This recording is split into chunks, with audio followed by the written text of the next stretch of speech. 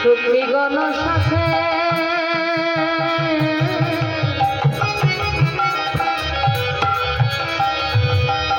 যাইতে যমুনা ঘাটে শোভানো সুতে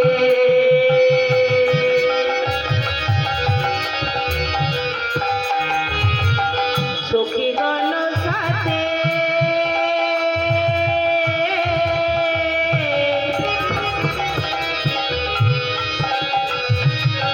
যাইতে যমুনার ঘাটে শ্যামনগর আবার চলেছে শ্যামনগর আমার চলেছে শ্যামনগর আমার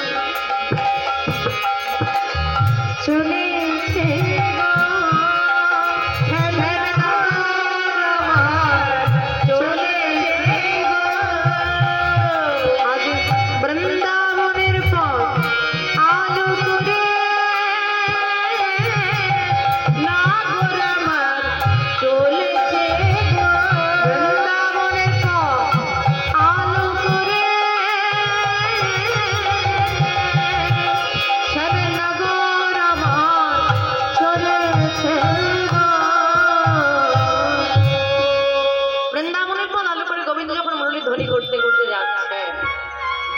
বেশিরভাগ মিলনটা কোথায় হতো? এই শ্যামনগর বাঁশি বাজালে গোবিন্দ বাঁশি শুনে রাধারানী ছুটে যেতেন যমুনার তীরে কদম্ব তলে, তো হুজরার মিলন হতো। তখন বিশ্বমানু সুতে কি করেছে? বিশ্বমানু সুতে মানে বিশ্বমানু সুতে মানে কি? হ্যাঁ, বিশ্বমানু রাজা কন্যা। তিনি কি করেছে? যেই না শুনেছে মুরলী ধ্বনি, তার মানে নাগর ডাকছে যেতে হবে, এদিক ওদিক উকি ঝুঁকি মেরে দেখে সখীদেরকে ডাকছে তাড়াতাড়ি চলে, বাঁশি বেজে গেছে। এখন সখীরা ছুটে এসেছে, তাড়াতাড়ি দেখছে গোবিন্দ আজকে ঘরের সামনে দিয়ে যাচ্ছে, একদম সামনে ওই পথে দেখতে যায় আজকে মিলনটা ভালো হবে। আর যেই না কলসি নিয়ে বা যমুনার জলে যাবে বলে বেরিয়েছে, ঘরে ছিল কি না? হ্যাঁ, ওই জটিলা কুটিলা আছে না, বলি তোমাদের গুলো ওই জটিলা কুটিলা না ভালো?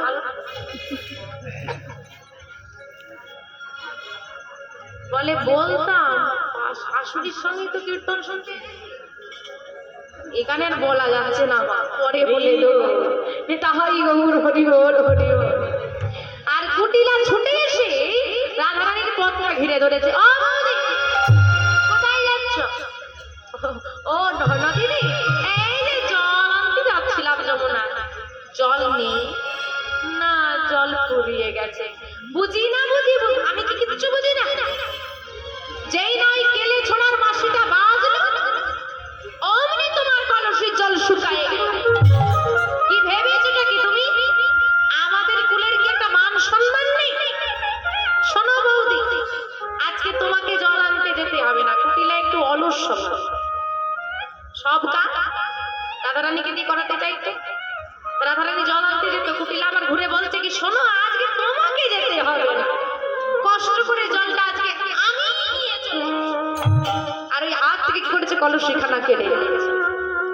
যেহেতু শ্যামনগর দূরে বাঁশি বাজাতো, আজকে ঘরের সামনে এসে বাঁশিটা বাজাচ্ছে, একটু লজ্জা শরম বললে কিছু। আর আমার বৌদিটা হয়েছে সেই রকম, যেতে হবে না আজকে, আমি জল নিয়ে আসবো। এই বলে বাধা দিয়ে কুটিলা চলে গেছে। আর গোবিন্দ আমার পথ হতে বাঁশি বাজিয়ে বাজিয়ে চলে যায়।